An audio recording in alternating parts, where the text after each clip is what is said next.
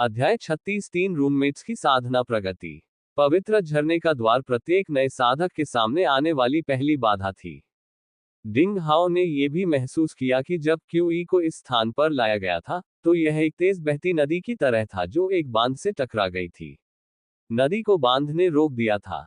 डिंग हाओ को जल्दी से ताइक्सुआन तलवार तलाश शास्त्र में सूचीबद्ध पवित्र झरने के छिद्र को चार्ज करने और साफ करने की तकनीक याद आ गई। उसकी अभिव्यक्ति तुरंत गंभीर हो गई। उसने तकनीक के अनुसार क्यूई को सक्रिय किया था, उन्हें टेंड्रल्स में बदल दिया और उन्हें बांध के चारों ओर सावधानी से निर्देशित किया। डिंग हाओ को लगा कि यहाँ रुकावट एक बड़े गोल ग्रह की तरह थी। क्यूई उसके नियंत्रण में हजारों कणों में बदल गया, जिसने सावधानीपूर्वक ग्रह को घेर लिया। फिर ग्रह धीरे धीरे भाग भाग करके थोड़ा थोड़ा करके पिघलकर विघटित होने लगा। यह बहुत धीमी प्रक्रिया थी। समय जल्दी बीत गया। पलक झपकते ही चांदी जैसा चांद अस्त हो गया और सूरज उगाया। खिड़की से चमकने वाली रोशनी पहले ही साफ चांदनी से सुनहरी धूप में बदल चुकी थी। सूरज की रोशनी डिंग हाओ के चेहरे पर गर्माहट से चमक रही थी, जिससे वह एक सुंदर और खूबसूरत मूर्ति की तरह लग रहा था।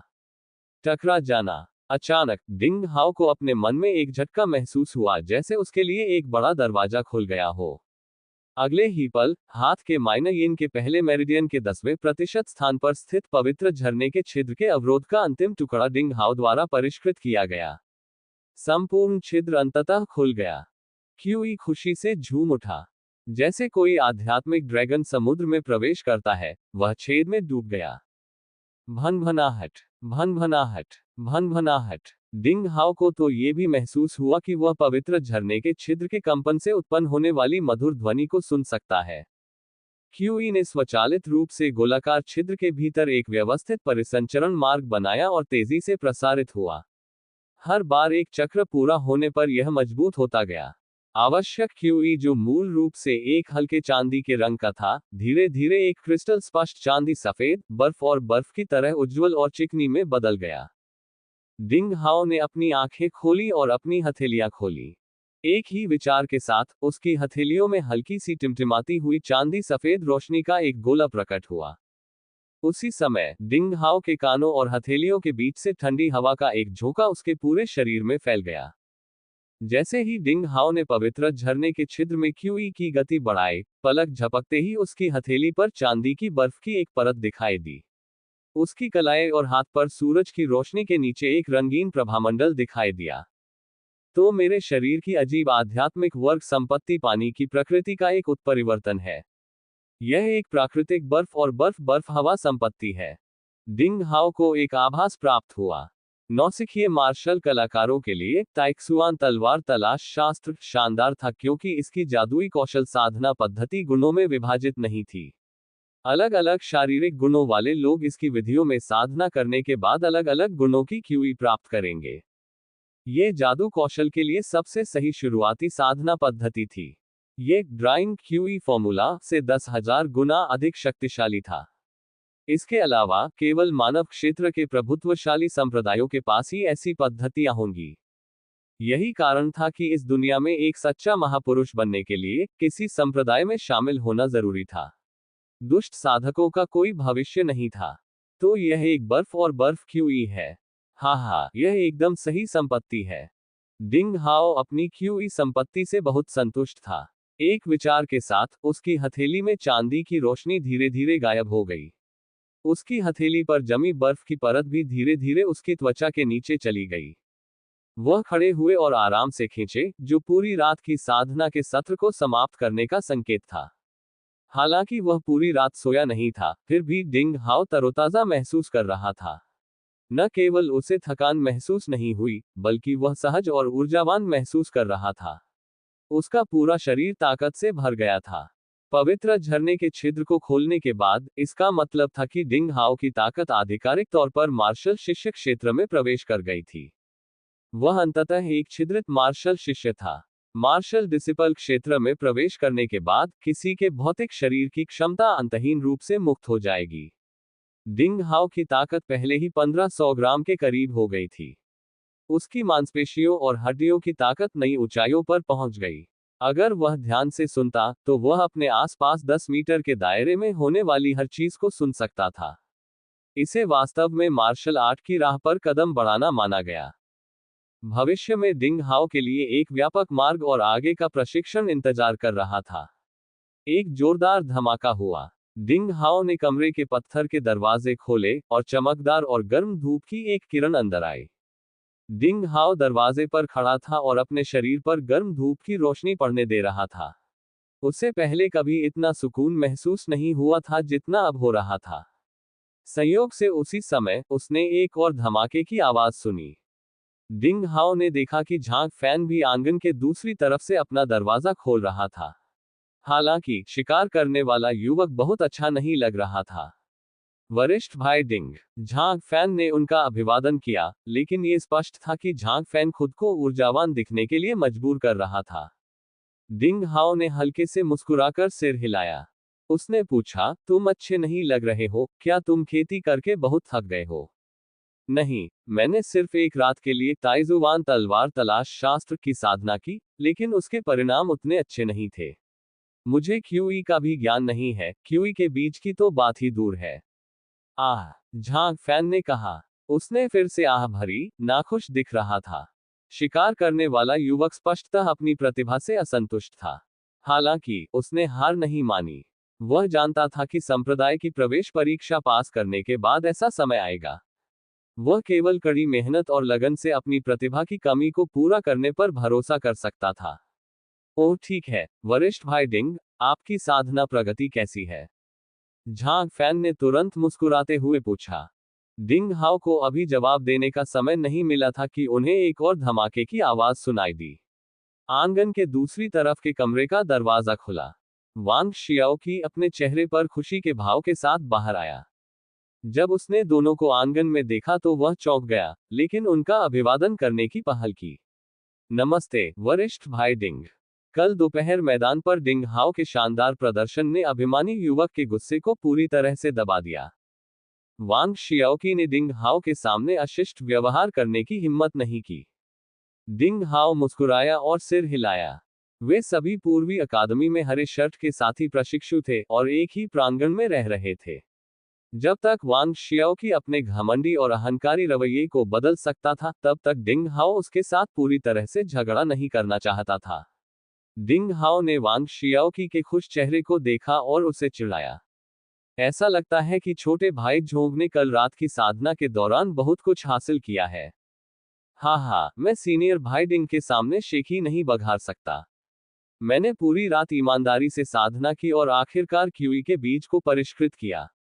मैं कुछ दिनों में अपने मेरिडियन को चार्ज कर सकता हूँ। आखिरकार वह सिर्फ 13 साल का युवक था। जब उसने उस घटना के बारे में बात की जिससे वह बहुत खुश था, तो वांग शियाओकी खुद को घमंडी दिखने से नहीं रोक सका।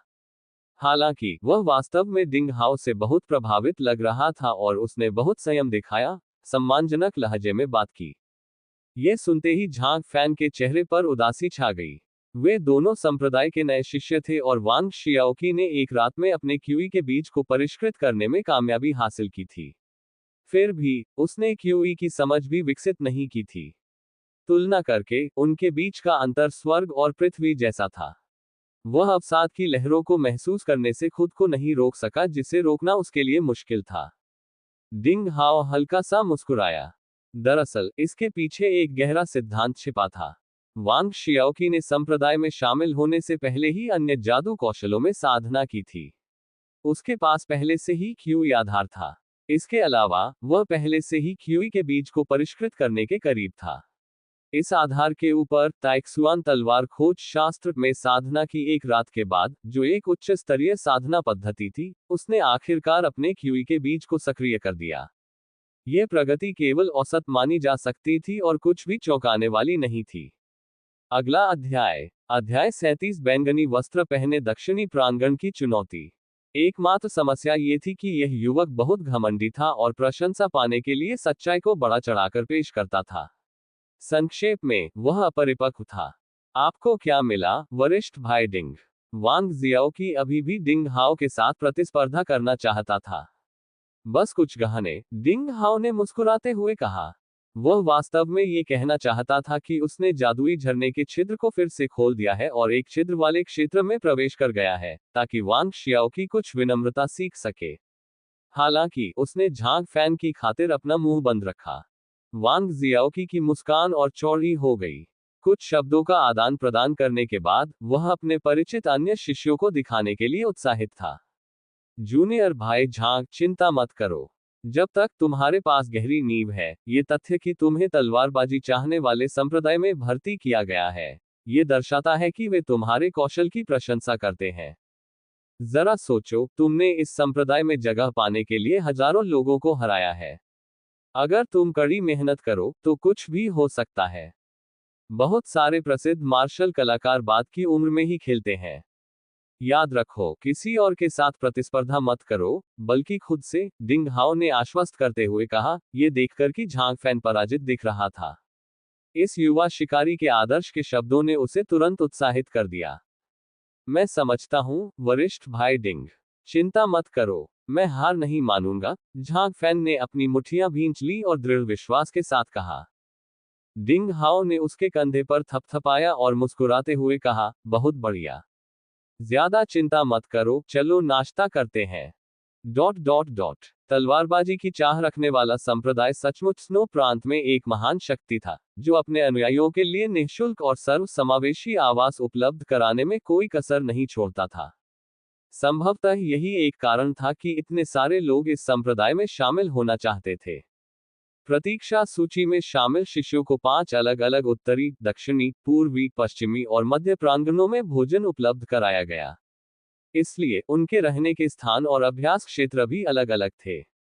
यही कारण था कि डिंग हाओ और झांग फैन एक दर्जन बैंगनी वस्त्र पहने दक्षिणी प्रांगण के शिष्यों को चैती वस्त्र पहने पूर्वी प्रांगण के प्रवेश द्वार को अवरुद्ध करते हुए देखकर चौंक गए।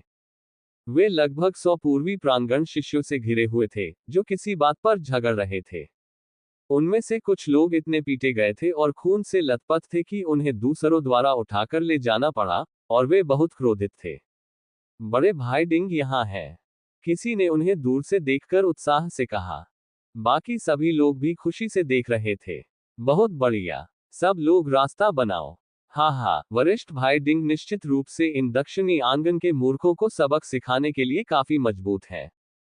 वरिष्ठ भाई डिंग, आपको हमसे बदला लेना होगा। हाँ, तुम दक्षिणी प्रांगण के नामी लोगों, हमारे शीर्ष शिष्य डिंग हाओ से दूर मत भागो।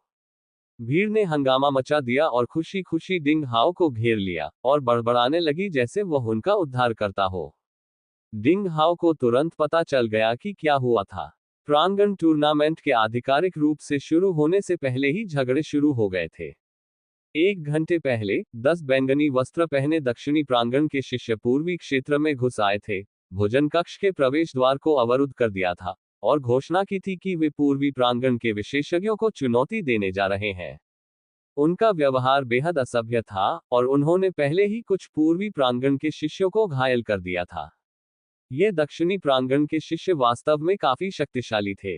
हालांकि वहां बहुत से पूर्वी प्रांगण के लोग मौजूद थे, लेकिन शीर्ष 10 में से कोई भी यहां नहीं था। कई अन्य लोगों ने कोशिश की थी और पहले ही हार चुके थे। वांग शियाओकी, जिसने क्यूई बीज बनाया था, वह भी काला और नीला हो गया था। ऐसा लग रहा था कि उसे अभी अभी पीटा गया था।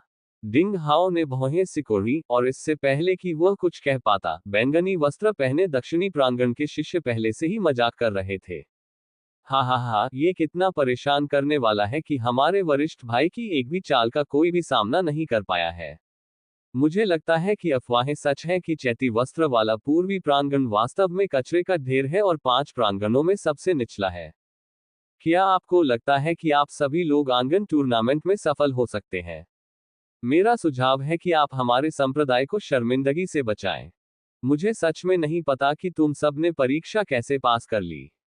तुम सब इतने कमजोर हो, ये निराशाजनक है। ओह ठीक है, वो नंबर 1 शिष्य, डिंग हाओ कहाँ है? यहां से बाहर निकलो ताकि मैं उसे एक ही झटके में दया की भीख मांगने पर मजबूर कर सकूं। बैंगनी वस्त्र पहने शिष्य भोजन कक्ष के प्रवेश द्वार के सामने खड़े थे। डिंग हाओ और अन्य लोगों को ठंडी मुस्कान के साथ देख रहे थे और अपमान कर रहे थे। उन्होंने तुरंत सभी पूर्वी शिष्यों को क्रोधित कर दिया। वे सभी डिंग हाओ की ओर देख रहे थे, उम्मीद कर रहे थे कि आंगन टूर्नामेंट के लिए ये शीर्ष चयन आगे आएगा और अपना पक्ष रखेगा। डिंग हाओ ने भौहें सिकोड़ी। अरे यार, ये लोग तो सचमुच इसकी मांग कर रहे थे। तुम्हें नहीं लगता कि कोई तुमसे एक चाल भी छीन सकता है? मुझे देखने दो कि तुम सभी 10 लोग मुझसे कितनी चालें छीन सकते हो। यहाँ नीचे आओ। डिंग हाओ कभी भी हिंसक व्यक्ति नहीं था, लेकिन इस समय वह गुस्से से दहाड़ उठा। बिना एक और शब्द कहे, वह एक पक्षी की तरह आकाश में उछला और बैंगनी वस्त्र पहने दक्षिणी प्रांगण के शिष्यों की ओर बढ़ा। एक बनाम 10। हम्फ, तुम पागल हो। मेरे साथ खिलवाड़ करने की कोशिश मत करो, नांग गोंगझिंग।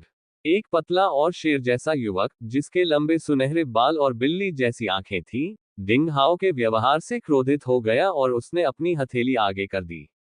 एक दृश्यमान शक्ति हवा में उछली। जैसे ही यह बल वहां से गुजरा, सभी की सांसें रुक गईं। नांग गोंगजेन ने ठंडी हंसी में कहा। वह डिंग हाओ के अहंकार को एक ही वार में खत्म कर देना चाहता था। चैती वस्त्र पहने शिष्य आश्चर्यचकित रह गए। डिंग हाओ आसमान में था, जबकि नांग गोंगजेंग जमीन पर था और अपनी पूरी ताकत लगा सकता था। इस लड़ाई में बाद वाले को फायदा था। अध्याय 38 शक्ति का महान प्रदर्शन। तथापि तुम ही खो जाओगे। डिंग हाओ ने हमले को टाला नहीं और अपनी हथेली भी घुमाई। भोर के समय चांदी की एक हल्की चमक चमकी। हवा तुरंत ठंडी हो गई, मानो सर्दी का मौसम हो, और हर कोई कांपने लगा। नांगोंग झेंग की शक्ति तुरंत ही ठंड से समाप्त हो गई। टकराना। एक धीमी आवाज के साथ डिंग हाओ और नांगोंग झेंग की हथेलियां आपस में टकरा गईं। एक शक्ति सभी दिशाओं में फैल गई। नांगोंग झेंग के हाथ से हल्की बर्फ की बूंद टपकी। आपका डाक क्यूई। इससे पहले कि वह बोलना समाप्त कर पाता, नांगोंग झेंग का चेहरा पीला पड़ गया और वह टूटे हुए पतंग की तरह सीढ़ियों से नीचे फेंक दिया गया। उसी समय डिंग हाओ सीढ़ियों पर मजबूती से उतरा। वरिष्ठ भाई नांगोंग। अन्य बैंगनी वस्त्र पहने शिष्य चिल्लाए। नांगोंग झेंग दक्षिणी प्रांगण में प्रतीक्षा सूची में शीर्ष शिष्यों में से नहीं था, लेकिन वह निश्चित रूप से उच्च रैंक वाला था। किसी को भी उम्मीद नहीं थी कि यह चैती वस्त्र पहने युवक उसे एक चाल में हरा देगा। यह बात अन्य बैंगनी वस्त्र पहने शिष्यों के लिए अविश्वसनीय थी। महान, अच्छा काम किया, वरिष्ठ भाई डिंग हाओ। आप अजेय हैं, वरिष्ठ भाई डिंग। हा हा हा। चैती वस्त्र पहने शिष्यों ने तुरंत जयकारे लगाए, उनके चेहरे उत्साह से लाल हो गए। वे जोर से चिल्लाए जैसे कि उन्होंने अभी अभी सूरज के नीचे जमे हुए तरबूज खाए हों, डिंग हाओ का उत्साहवर्धन करते हुए। तुम्हारी हिम्मत कैसे हुई हम में से किसी पर छिपकर हमला करने की? बैंगनी वस्त्र पहने एक शिष्य क्रोधित हो गया और उसने हाथ हिलाते हुए कहा, चलो हम सब मिलकर इस लड़के को सबक सिखाएं। शेष सभी बैंगनी वस्त्र पहने शिष्य एक साथ वहां आ गए। चुपके से हमला। हा हा हा, क्या ये तुम्हें गुस्सा दिलाने के लिए काफी है? तुम्हें लगता है कि तुम हम पूर्वी प्रांगण के शिष्यों को पीट सकते हो, लेकिन हम तुम्हें छू भी नहीं सकते। नीचे उतरो। डिंग हाओ ने हंसते हुए हमले का स्वागत किया। उन्होंने इसका उपयोग ये जांचने के लिए किया कि एक छिद्र वाले क्षेत्र में प्रवेश करने के बाद से उनकी लड़ाकू शक्ति में कितनी वृद्धि हुई है। उसे अपनी तलवार का उपयोग भी नहीं करना पड़ा। ग्रेट स्वान स्टेप्स का उपयोग करते हुए वह शान से हवा में उड़े और भीड़ में ऐसे घुसे जैसे भेड़िया भेड़ों के झुंड में घुस जाता है। टकराना। सामने खड़ा शिष्य आश्चर्य से चिल्लाया और इससे पहले कि वह कुछ कह पाता, डिंग हाओ ने उसके सीने पर वार कर दिया और वह सीढ़ियों से नीचे गिर गया। अगला वाला, आओ। डिंग हाओ ने हिंसक ढंग से चिल्लाते हुए गति पकड़ी। Bang bang. अन्य दो शिष्यों ने डिंग हाओ पर हथेलियां घुमाई, लेकिन वे उसका मुकाबला नहीं कर सके। उनके हाथ तुरंत टूट गए और वे सीढ़ियों से नीचे गिर गए और खून बहने लगा। 2 और 1 आओ। इस बार डिंग हाओ के चिल्लाने की बजाय आसपास के चैती वस्त्र पहने शिष्यों ने डिंग हाओ की गिनती करने में मदद की। नांगोंग झेंग सहित डिंग हाओ ने 4 लोगों को कुछ ही सेकंड में हरा दिया था, जैसे कि यह कोई आसान काम हो। वह हंसने लगा और अपना आक्रमण बढ़ाने लगा। वह महान हंस कदमों का उपयोग करते हुए बिजली की तरह आगे बढ़ा। टकराना। टकराना। धमाका। धमाका। धमाका। धमाका। टकरावों की एक श्रृंखला शुरू हो गई। डिंग हाओ ने अपने पीछे पराजित व्यक्तियों की एक धारा छोड़ दी और भीड़ के बीच से निकल गया, जिससे उसका पीछा करना कठिन हो गया। वह दक्षिणी प्रांगण के शिष्यों के बीच घूमता रहा और अपराजय रहा। एक क्षण में शेष 6 शिष्य पुतलों की तरह उड़ गए और सीढ़ियों के नीचे बुरी तरह से गिर पड़े। बैंगनी वस्त्र पहने दक्षिणी प्रांगण के सभी शिष्य मृतप्राय थे। वे सभी अजेय होने का दावा कर रहे थे, लेकिन उनमें से कोई भी डिंग हाओ की एक भी चाल के सामने टिक नहीं सका। इससे भी ज्यादा अविश्वसनीय बात यह थी कि डिंग हाओ, जिसे चैती रंग के वस्त्र पहने पूर्वी प्रांगण का शीर्ष तलवारबाज कहा जाता था, को अपनी तलवार का इस्तेमाल बिल्कुल भी नहीं करना पड़ा। वह सिर्फ अपने हाथों पर निर्भर था, जिसका मतलब था कि उसने अपनी पूरी ताकत का इस्तेमाल नहीं किया था। सीढ़ियों पर केवल डिंग हाओ ही बचा था। हवा से उसका लबादा लहरा रहा था और सूर्य की रोशनी उसके सुंदर चेहरे पर पड़ रही थी, मानो वह कोई भव्य मूर्ति हो। उसके सभी सह शिष्य विस्मय से उसकी ओर देखने लगे। उनका मूल उत्साह और उग्रता अब आश्चर्य में बदल गई थी। वे जानते थे कि डिंग हाओ शक्तिशाली था, लेकिन उन्हें यह बिल्कुल भी अंदाजा नहीं था कि वह कितना शक्तिशाली था। शुरुआत में उन्हें उम्मीद थी कि डिंग हाओ कुछ राउंड जीतकर उनकी इज्जत बचा लेगा। उन्हें उम्मीद नहीं थी कि वह एक बार में 10 शिष्यों को कुचल देगा, जैसे भेड़िया भेड़ों के झुंड को तबाह कर देता है। कुछ क्षण की चुप्पी के बाद उनका खून खौलने लगा। वे पागलों की तरह डिंग हाओ का नाम चिल्लाने लगे।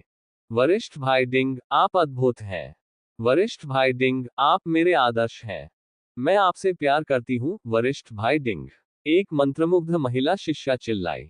इस अनुभव ने सभी चैती वस्त्रधारी शिष्यों को डिंग हाओ के पक्ष में ला दिया और उन्हें उसका सबसे मजबूत समर्थक बना दिया। वे वरिष्ठ भाई डिंग का नारा लगाते थे क्योंकि उनका जीवन इसी पर निर्भर था। इस बीच काले और नीले पराजित दक्षिणी प्रांगण के शिष्यों का पूर्वी प्रांगण की भीड़ द्वारा उपहास किया गया। अरे नांगोंग झेंग, क्या तुमने नहीं कहा था कि तुम अकेले ही हमारे आंगन को हरा सकते हो? तुम बड़े भाई डिंग की एक भी चाल नहीं चल सकते। हा हा हा, मैंने इस तरह के बेवकूफ देखे हैं जो बातें तो कर सकते हैं लेकिन काम नहीं कर सकते। कितना दुखद। क्या ये नीच बैंगनी वस्त्रधारी दक्षिणी आंगन सोचता है कि वे वरिष्ठ भाई डिंग के साथ नंबर 1 हो सकते हैं? ये सही है। जब तुम इतने कमजोर हो तो तुम हमारे साथ यहाँ आने की हिम्मत कैसे कर सकते हो? आंगन टूर्नामेंट में भाग लेने के बारे में भूल जाओ। तुम केवल तलवारबाजी चाहने वाले संप्रदाय के शिष्यों को शर्मिंदा करोगे। दक्षिणी प्रांगण के शिष्यों ने पहले जो भी ताने दिए थे, उनका 3 गुना प्रत्युत्तर दिया जा रहा था। अगला अध्याय, अध्याय 39, भक्त अनुयायी। ये 10 शिष्य पहले भी बहुत घमंडी हो चुके थे, इसलिए उन्होंने अपने ऊपर यह उपहास लाया था। चैती वस्त्र पहने पूर्वी प्रांगण के शिष्यों ने बदला लेने के अवसर का आनंद लिया। तुम्हें तुम्हें सावधान रहना चाहिए। बस रुको, मैं दक्षिणी प्रांगण में शीर्ष 50 शिष्यों में भी नहीं हूं। जब प्रांगण प्रतियोगिता आएगी, तब तुम्हें हमारी असली ताकत दिखाई देगी। नांगोंग झेंग ने दयनीय रूप से कहा, जब उसे दूसरे शिष्य ने सहारा दिया। उसका चेहरा बुरी तरह जख्मी था और बहुत अजीब लग रहा था। जिस हाथ पर डिंग हाओ ने प्रहार किया था, उसमें अभी भी चांदी जैसी बर्फ जमी हुई थी और वह पूरी तरह सुन्न हो गया था। अन्य दक्षिणी प्रांगण के शिष्य भी समान रूप से घायल हुए। उनके शरीर का कोई भी हिस्सा जहां डिंग हाओ ने मारा था, वहां हथेली के आकार का बर्फ का टुकड़ा जम गया था और पूरी तरह सुन्न हो गया था। वे सभी अविश्वास और भय से उसे घूर रहे थे। हर कोई जानता था कि डिंग हाओ ने अपना तत्व डाक क्यूई बना लिया था। उनकी क्यूई भी अत्यंत दुर्लभ शीत क्यूई थी, जो बहुत भयावह थी।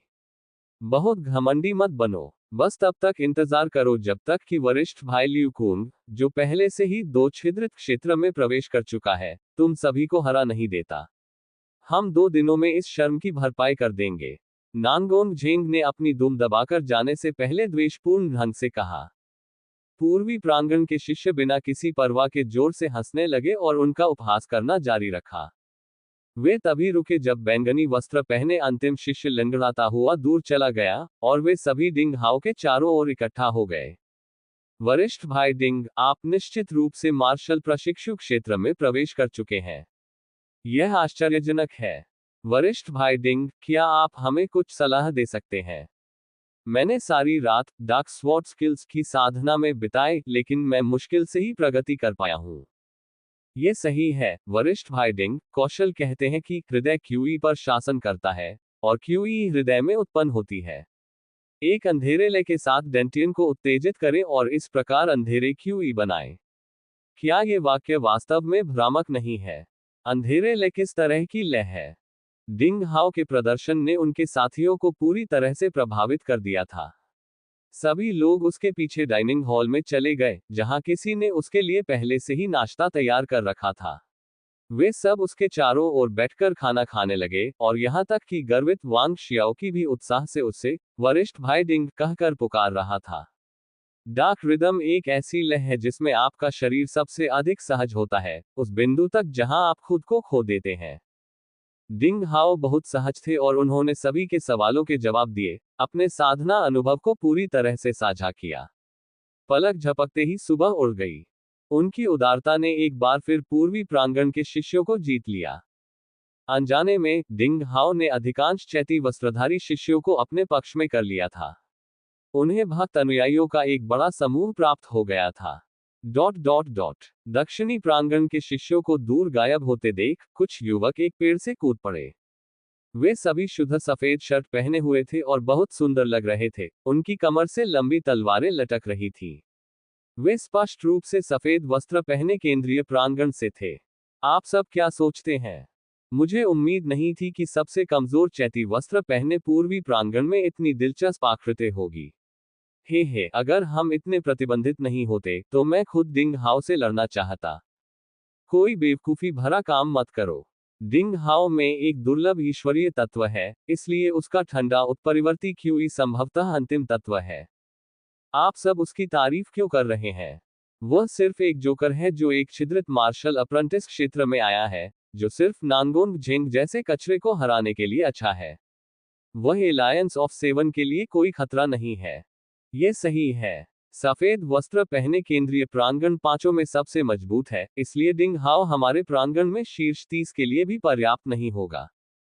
लेकिन दक्षिणी प्रांगण के लियू कुंग ने पहले ही अपने आधे शिष्यों का समर्थन जीत लिया है और प्रांगण नेता के लिए शीर्ष विकल्प है। वह टूर्नामेंट जीतना चाहता है और अपने प्रतिद्वंद्वी का परीक्षण करने के लिए नांगोन झेंग को भेज रहा है। लियू कुंग को निश्चित रूप से कम करके नहीं आंका जा सकता। वह रैंकिंग में 36वें नंबर पर है और उसमें एक नेता के गुण हैं, इसलिए वह भविष्य में हमारे भाई के लिए एक बेहतरीन प्रतियोगी होगा। चलो बड़े भाई को बताते हैं कि हमने क्या देखा। अपना कार्य पूरा करने के बाद शिष्य पेड़ से उतर गए। 6 में से केवल एक, जिसे दूसरा भाई कहा गया, को कुछ आभास हुआ और वह दूर स्थित एक पत्थर की मूर्ति को घूरने लगा। हम क्या लियांग फेक्स्यू ने हमें देख लिया? एक मार्शल आर्टिस्ट की मूर्ति के नीचे हल्के पीले रंग का लबादा पहने एक मोटा युवक मुर्गे की टांग को कुतरते हुए आश्चर्य से बोला। लियांग फेक्सू केंद्रीय प्रांगण में 7 के गठबंधन में ली मुयुन के बाद दूसरे स्थान पर है, इसलिए यह आश्चर्य की बात नहीं है कि उसने हमें देखा, एक सुंदर युवक ने हल्के से कहा। वैसे भी हम छिप नहीं रहे हैं। उफ, तुम सही हो। चलो, जो हमने देखा उसे अन्य शीर्ष प्रतियोगियों को बताते हैं। इसे उनके साथ साझा करें। अगर वे पीले वस्त्र पहने उत्तरी प्रांगण के शिष्य नहीं होते तो मैं उन घमंडी मूर्खों को पीटकर मार डालता। हमें वह जानकारी क्यों साझा करनी चाहिए जिसके लिए हमने इतनी मेहनत की है? मोटे व्यक्ति ने झुंझलाहट में शिकायत की। उसने पैर की हड्डी को सीधे कूड़ेदान में फेंक दिया जो सैकड़ों मीटर दूर था। हाँ, हम सभी पीले वस्त्र पहने उत्तरी प्रांगण के शिष्य हैं, सुंदर युवक ने पीछे देखे बिना कहा। जब से मैंने तलवारबाजी चाहने वाले संप्रदाय में प्रवेश किया है, मैं दूसरों के साथ प्रतिस्पर्धा कर रहा हूं। आपको याद रखना चाहिए, संप्रदाय हमें न केवल हमारी ताकत और प्रगति के आधार पर बल्कि हमारी वफादारी और नेतृत्व के आधार पर भी आंकता है। एक सच्चे मुख्य शिष्य को मार्शल आर्ट, करिश्मा, वफादारी और नेतृत्व के मामले में मजबूत होना चाहिए। अगला अध्याय 40 कृपाण और तलवार दोहरे वंश का पहला प्रकटन। क्या ये वास्तव में सच है? अन्यथा, आपको क्या लगता है कि प्रतीक्षा सूची में शामिल 2000 शिष्यों को 5 अकादमियों में क्यों विभाजित किया गया है? ऐसा क्यों है कि अकादमियों में बमुश्किल कोई अधिकारी है, लेकिन कुछ शिक्षक हैं? इस तरह का हाथ से दूर प्रबंधन उन शिष्यों के लिए एकदम सही है जो वास्तव में शक्तिशाली हैं। अपनी अकादमी को एकीकृत करने और उसके सभी शिष्यों का समर्थन प्राप्त करने के बाद ही वह शीर्ष शिष्य की उपाधि के योग्य हो सकता है, अंततः मुख्य शिष्यों में शामिल हो सकता है, और हमारे संप्रदाय की सच्ची विरासत और जादू कौशल प्राप्त कर सकता है। हाँ, मुझे ये सब कैसे नहीं पता। तुम तो बस एक पेटू हो जो सारा दिन खाता रहता है। अगर तुमने तीसरी पीढ़ी के शिष्यों से पूछा होता तो तुम्हें पता चल जाता। जब आप मुझे बता सकते हैं तो मैं क्यों पूछूं? मोटे ताजे युवक ने मुंह बनाते हुए कहा। अरे, ईमानदारी से कहूं तो आप शायद मेरे खाने की इतनी आलोचना इसलिए कर रहे हैं क्योंकि मैं अभी भी दुबला पतला रहने में कामयाब हूं। अरे यार, तुम तो सूअर जितने मोटे हो। ये कहते हुए वह सुंदर युवक लगभग बेहोश हो गया। Dot dot dot dot dot dot दोपहर तक डिंग हाओ ने अंततः अपने उत्साहित साथी शिष्यों से छुटकारा पा लिया और अपने कमरे में वापस आ गया। उन्होंने 2 घंटे तक अपने जादुई कीवी बीज की खेती की और 2 घंटे तक अपनी तलवारबाजी की। उसके बाद वे दक्षिणी अकादमी के शिष्यों के साथ अपनी लड़ाई की समीक्षा करने के लिए अपने बिस्तर पर बैठ गए। फ्रॉस्ट मैजिक क्यूई निश्चित रूप से नियमित मैजिक क्यूई से ज्यादा भयानक है। नांगोंग झेंग वास्तव में मेरे जितना ही शक्तिशाली है, लेकिन क्योंकि उसने अपने तत्व का दोहन नहीं किया है और अपने तत्व मैजिक क्यूई का निर्माण नहीं किया है, इसलिए वह मुझसे एक ही चाल में हार गया। अन्य बैंगनी वस्त्र पहने दक्षिणी अकादमी के शिष्य भी अपने जादुई क्यूई बीज बनाने की कगार पर हैं। उनकी औसत ताकत वास्तव में पूर्वी अकादमी के हरे शर्ट वाले शिष्यों की तुलना में अधिक है। क्या यह अफवाह सच हो सकती है कि पूर्वी अकादमी सबसे कमजोर है? इसका कोई मतलब नहीं है। शिष्यों को आमतौर पर अकादमियों में बेतरतीब ढंग से विभाजित किया जाता है। इस बार मानक इतने अलग क्यों हैं? मैंने आज अपनी तलवार का इस्तेमाल नहीं किया और इसके बजाय अपनी तलवारबाजी की कला को अपनी हथेली की कला में बदल दिया। कमजोर विरोधियों से लड़ते समय ये स्वीकार्य है, लेकिन मजबूत लोगों का सामना करते समय मुझे अपनी तलवार का इस्तेमाल करना होगा। कुल मिलाकर, मैं मार्शल आर्ट के पर्याप्त कौशल नहीं जानता।